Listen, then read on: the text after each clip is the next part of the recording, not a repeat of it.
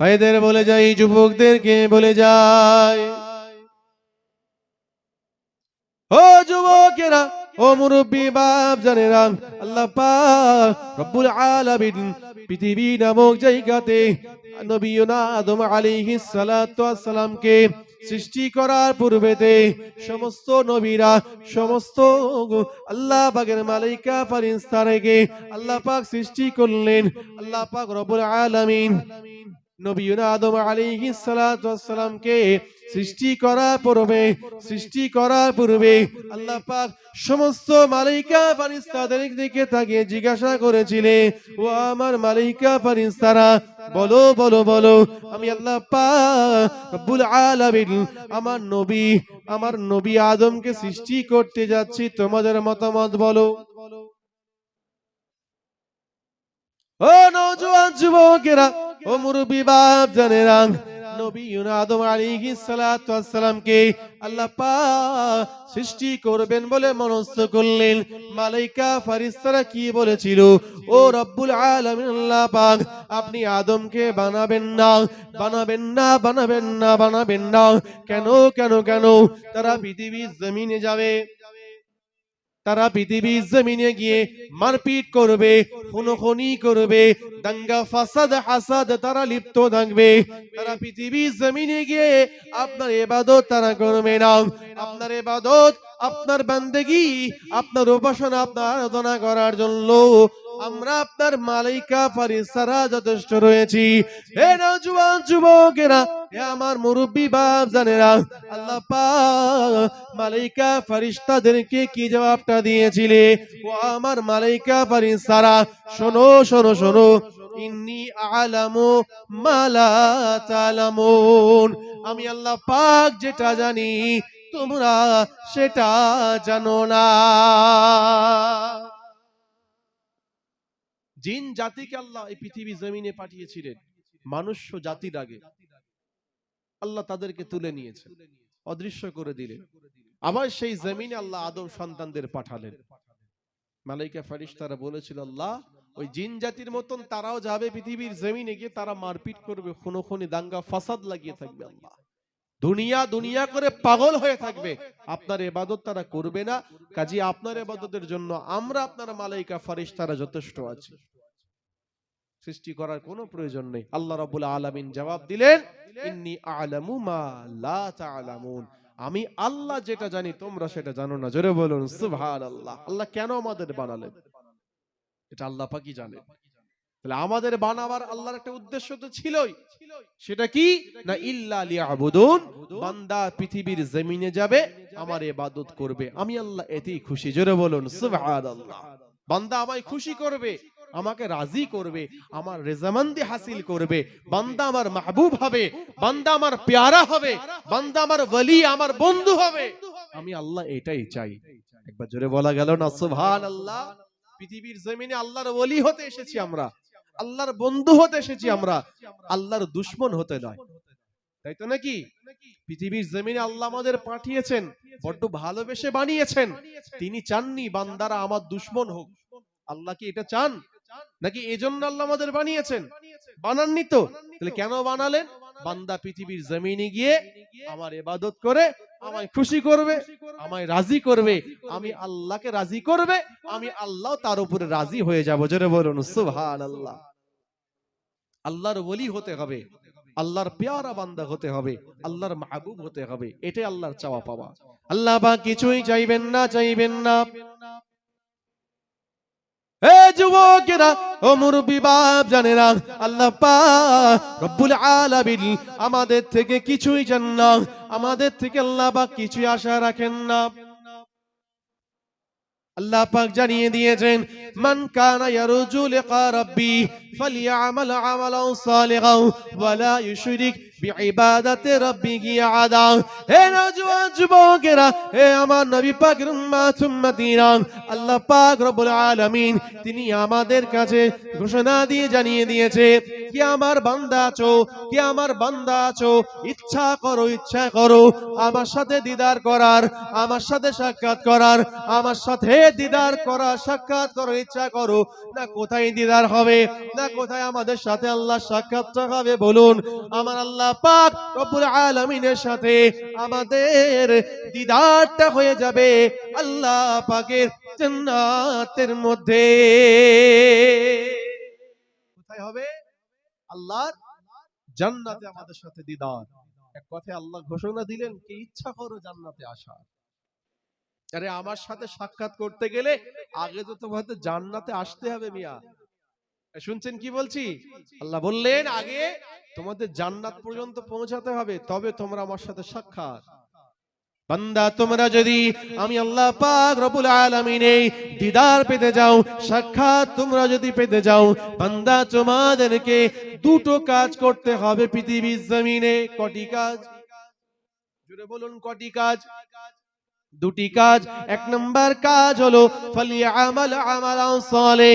বান্দা তোমরা ভালো আমলটা করবে, নেক আমলটা করবে, সঠিক আমলটা করবে, সালেহ আমলটা করবে। ওয়ালা ইউশরিক বিইবাদাতি রাব্বিহি আহাদা। হে নওজোয়ান যুবকেরা, হে আমার নবী পাকের উম্মতিরা, আল্লাহ পাক রব্বুল আলামিন জানিয়ে দিয়েছে, বান্দা তোমরা যদি পৃথিবীর জমিন থেকে এই দুটো কাজ করে নিয়ে আমি আল্লাহর ডাকে সাড়া দিয়ে আসতে পারো, আমার ডাকে সাড়া দিয়ে চলে আসতে পারো।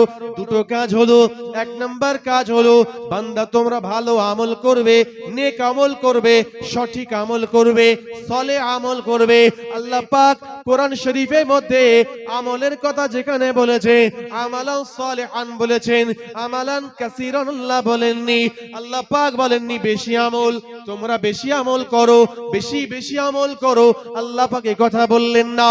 আল্লাহ পাক তিনি যেটা বললেন ফালিয়ামাল আমালান সালিহ, বান্দা তোমরা ভালো আমল করো, নেক আমল করো, সঠিক আমল করো, সলে আমল করো। ওয়ালা ইউশরিক বিইবাদাতি রাব্বিহি আহাদা। ওই ভালো আমলগুলো জানো আমি আল্লাহকে খুশি করার জন্য হয়, আমাকে রাজি করার জন্য হয়, আমার রেজামন্দি হাসিলের জন্য হয়। হে নওজোয়ান যুবকেরা, ও মুরব্বি বাপ জানেরা, আল্লাহ পাক রব্বুল আলামিন জানিয়ে দিয়েছে, ঘোষণা দিয়ে বলে দিয়েছে, বান্দা তোমরা যদি আমার সাক্ষাৎ পেতে যাও, আমার দিদার তোমরা যদি পেতে যাও, তবে পৃথিবীর জমিনে তোমরা দুটো মাত্র কাজ করবে। একটা কাজ হলো বান্দা তোমরা ভালো আমল, ইয়ানি নামাজ পড়বে, রোজা রাখবে, হজ আদায় করবে, যাকাত দিবে, কুরবানি আদায় করবে, তাসবিহ তাহলিল দান খায়রাত আদায় করবে, হালাল পথে চলবে, হারাম ছেড়ে দেবে, সত্য কথা বলবে, মিথ্যা ছেড়ে দেবে, ইনসাফের পক্ষে থাকবে, বেইনসাফ ছেড়ে দেবে, ন্যায় নিষ্ঠার উপরে থাকবে, জায়েজের উপরে থাকবে, নাজায়েজ ছেড়ে দেবে, আল্লাহর কোরআন সুন্নাহ অনুযায়ী নিজের জীবনটাকে তৈরি করে নেবে, আর শয়তানের তাবেদারিটা ছেড়ে দেবে, শয়তানের রাস্তা ছেড়ে দেবে।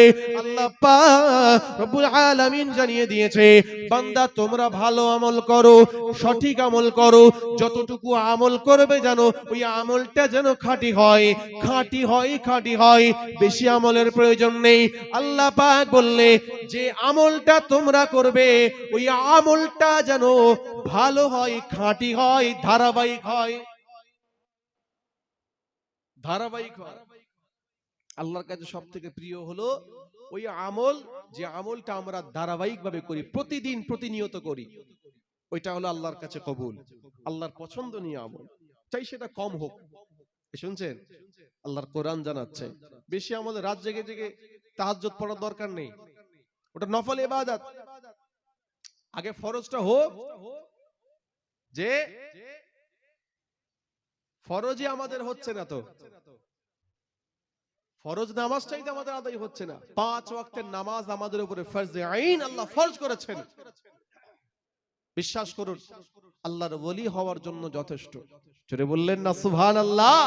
বান্দা তোমরা ভালো আমল করো, বেশি আমলের প্রয়োজন নেই। যে আমল করবে ওটা যেন আমার জন্যই হয়, অন্য কারোর জন্য না হয়, এটা তোমরা খেয়াল রাখবে, মাথায় রাখবে। কি বললাম? বান্দা তুমি নামাজ পড়বে, বান্দা তুমি রোজা রাখবে, বান্দা তুমি হজ আদায় করবে, বান্দা তুমি যাকাত দিবে, বান্দা তুমি কুরবানি আদায় করবে। জীবনে যা আমল করবে ওই সমস্ত আমলগুলো জানো আমি আল্লাহ পাকের জন্য হয়। ওয়ালা ইউশরিক বিইবাদাতি রাব্বিহি আহাদা। হে নওজোয়ান যুবকেরা ও আমার মুরব্বি বাপ জানেরা, আল্লাহ পাক জানিয়ে দিয়েছে বান্দা তোমরা যা আমল করবে সমস্ত আমলগুলো জানো, সমস্ত ইবাদতগুলো জানো আমার জন্য হয়, আমার জন্য হয়, আমাকে খুশি করার জন্য হয়। নামাজ যেন কোনো লোক দেখানো নামাজ না হয়ে যায়, রোজা যেন কোনো লোক দেখানো রোজা না হয়ে যায়, হজ আদায় যেন কোনো লোক দেখানো হজ না হয়ে যায়, যাকাত দেওয়াটা যেন কোনো লোক দেখানো যাকাত না দেওয়া হয়ে যায়। লোকে আমাকে বড় দানশীল বলবে, লোকে আমাকে বড় দানকারী ব্যক্তি বলবে, লোকে আমাকে বড় নামাজি বলবে, লোকে আমাকে বড় হাজি বলবে, লোকে আমাকে বড় পশু কোরবানি দাতা বলবে। গ্রামের মধ্যে পাড়ার মধ্যে সব থেকে বড় পশুটা আমি কোরবানি করেছি, এই আশা নিয়ে বান্দা তুমি আমার ইবাদত করবে। চলবে না, চলবে না, চলবে না। বান্দা তোমার আমল কম হোক, বান্দা তোমার আমল ছোট হোক, বান্দা তোমার আমল সীমিত হোক, অল্প সংখ্যক হোক, তাতে কোনো অসুবিধা নাই, কিন্তু ওই আমলটা যেন তোমার অন্তরের মধ্যে আমি আল্লাহকে খুশি করা হয়, আমি আল্লাহকে রাজি করা হয়। বান্দা তুমি যদি এই দুটো কাজ পৃথিবীর জমিন থেকে 100% পরিপূর্ণ করে আসতে পারো, আমি আল্লাহ পাক জানিয়ে দিলাম, ঘোষণা দিয়ে দিলাম, লিকা রাব্বি, আমি আল্লাহর সাথে জান্নাতের মধ্যে তোমাদের সাথে দিদার খানা হয়ে যাবে। দুটো কাজ আজকে সংক্ষিপ্ত আকার আপনাদের খিদমতে আল্লাহ পাকের কালামুল্লাহ শরীফ থেকে আল্লাহর হুকুম, বান্দা দুটো আমল করে আসো, আমার সাথে জান্নাতে দেখা হয়ে যাবে। যেটা বলুন সুবহানাল্লাহ।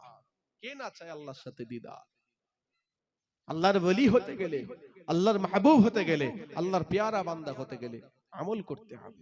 হক্কানি ওলির দরবারে যেতে হবে, হক্কানি আলেমের দরবারে যেতে হবে, হক্কানি পীর মুর্শিদের দরবারে যেতে হবে, অন্তরে চোখ খুলতে হবে। খাজা মুঈনুদ্দিন চিশতি আজমিরি সঞ্জিরি রাহমাতুল্লাহ আলাইহি পিতার দেওয়া আঙ্গুরের বাগান, পিতার পক্ষ থেকে পাওয়া উত্তরাধিকারী হিসাবে বাপের আঙ্গুরের বাগান দেখভাল করছেন। রাস্তা দিয়ে একজন বয়োবৃদ্ধ মুসাফির মানুষ হেঁটে হেঁটে যাচ্ছে। খাজা মুঈনুদ্দিন চিশতি আজমিরি রাহমাতুল্লাহ আলাইহি তাকে দেখে সেই মুরব্বী বয়োজ্যেষ্ঠ মুসাফির মানুষটাকে দেখে মনে হলো অন্তরটা খাজা হুজুরের একটু অন্তরটা নরম হলো। তিনি মনে মনে ভাবলেন, ওই মুসাফির মানুষটা যদি বাগানে আসে তাহলে আমি একটু মেহমানদারি করব না। কেন? দেখে মনে হচ্ছে মুসাফির মানুষ হয়তো খুব ক্ষুধার্ত অবস্থায় আছে, যদি আমার বাগানের ভিতরে আসে আমি একটু মেহমানদারি করব, মেহমান নওয়াজি করব। ওই বয়োবৃদ্ধ মানুষটা হলেন হযরতে ইব্রাহিম কান্দুজি রাহমাতুল্লাহ আলাইহি। কে? হযরতে ইব্রাহিম কান্দুজি রাহমাতুল্লাহ আলাইহি বাগানের মধ্যে প্রবেশ করলেন। খাজা হুজুরের মনের আশা তামান্না, যদি বাগানের মধ্যে আসে আমি একটু আঙ্গুরের নিয়ে মেহমানদারি করব। ভাইদের বলে যাই, যুবকদেরকে বলে যাই, ও যুবকেরা, ও মুরব্বি বাপ জানেরা, খাজা মুঈনুদ্দিন চিশতি আজমিরি সঞ্জিরি রাহমাতুল্লাহ আলাইহি ইব্রাহিম কান্দুজি রাহমাতুল্লাহ আলাইহি সামনাসামনি আসার পরেতে খাজা হুজুর ইব্রাহিম কান্দুজি রাহমাতুল্লাহ আলাইহি মুসাফির মানুষটাকে দেখে অন্তরটা একটু প্রকম্পিত হয়ে গেল। তার নুরানি চেহারাটা দেখে অন্তরটা নরম হয়ে গেল। খাজা হুজুর রাহমাতুল্লাহ আলাইহি আঙ্গুরের বাগান থেকে আঙ্গুরটা পারবেন বলে এগিয়ে যাচ্ছেন। সালাম বিনিময় হলো, মুআনাকা হয়ে গেল, মুসাফা হলো, মুআনাকা হয়ে গেল। খাজা মুঈনুদ্দিন চিশতি আজমিরি রাহমাতুল্লাহ আলাইহি ওই আঙ্গুরে বাগানে আঙ্গুর গাছ থেকে কতগুলো আঙ্গুর পেড়ে নিয়ে ওই ইব্রাহিম কান্দুজি রাহমাতুল্লাহ আলাইহি সম্মুখে ধরলেন মেহমানদারি করার জন্য। এ নওজোয়ান যুবকেরা, ইব্রাহিম কান্দুজি রাহমাতুল্লাহ আলাইহি ওই প্রত্যেকটা আঙ্গুর বিসমিল্লাহির রহমানির রহিম বলে একটা একটা একটা করে আঙ্গুরগুলো ভক্ষণ করে নিয়েছিলেন। একটা একটা করে প্রত্যেকটা আঙ্গুর তিনি খেয়ে নিলেন। খাওয়ার পরে হযরতে ইব্রাহিম কান্দুজি রাহমাতুল্লাহ আলাইহি তার পিঠে থাকা পুটলি থেকে কতগুলো রুটি টুকরো বের করে খাজা হুজুরের সামনে ধরলেন। বাবা, তোমার নাম মঈনুদ্দিন? যেটা বললেন না, সুবহানাল্লাহ। খাজা হুজুর নিজের নাম বলেননি, তিনি বললেন সামনে থাকা ব্যক্তিকে ইব্রাহিম কান্দুজি রাহমাতুল্লাহ আলাইহি তিনি তার ব্যাগ থেকে কতগুলো রুটির টুকরো বের করে খাজা মঈনুদ্দিন হুজুরের সামনে ধরলেন। বাবা মঈনুদ্দিন, নাও তুমি একটু খাও, তুমি একটু খাও। ভাইদের বলে যাই, যুবকদেরকে বলে যাই, খাজা মঈনুদ্দিন চিশতি আজমির রাহমাতুল্লাহ আলাইহি চিন্তায় পড়ে গেলেন। মুসাফির মানুষ তিনি তার সাথে করে এই কতগুলো রুটি নিয়ে সফর করছে। যদি হয়তো আমি খেয়ে নিই, যদি তার আগে যাবার মতন কিছু না থাকে। ও যুবকেরা, ও মুরব্বি বাপ জানেরা, খাজা হুজুর চিন্তা করতে লাগলে আমি যদি খেয়ে নিই হয়তো তার আগে যাওয়ার সমস্যা হতে পারে। যদি তার রাস্তাতে ওই রুটিটা না থাকে, তার খাবার মতো কিছু অবশিষ্ট না থাকে, কি হবে কি হবে কি হবে? আবার যদি না খাই, তিনি যদি মনে দুঃখ পাই, চিন্তা করছেন।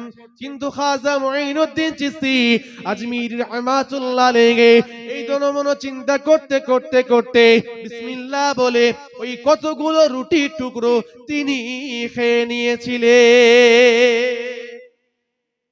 বিসমিল্লাহ বলে রুটির টুকরোগুলো খেয়ে নিলেন। হযরত ইব্রাহিম কান্দুজি রাহমাতুল্লাহ আলাইহি দেওয়া ওই রুটির টুকরোগুলো খাজা হুজুর রাহমাতুল্লাহ আলাইহি খাওয়ার পরে কিছুক্ষণ পরেই খাজা হুজুর রাহমাতুল্লাহ আলাইহি একটা হাল তৈরি হয়ে গেল, একটা অবস্থা তৈরি হয়ে গেল, একটা অস্থিরতা তৈরি হয়ে গেল। ইব্রাহিম কান্দুজি রাহমাতুল্লাহ আলাইহি খাজা হুজুরের দিকে তাকিয়ে বলছে, ও বাবা মঈনুদ্দিন, তোমার অন্তরে যে আল্লাহ নূর দিয়েছে তুমি কি জানো? একবার জোরে বললেন না সুবহানাল্লাহ। বাবা মঈনুদ্দিন, তোমার অন্তরে নূর আছে, তুমি কি আল্লাহর পথে আসবে?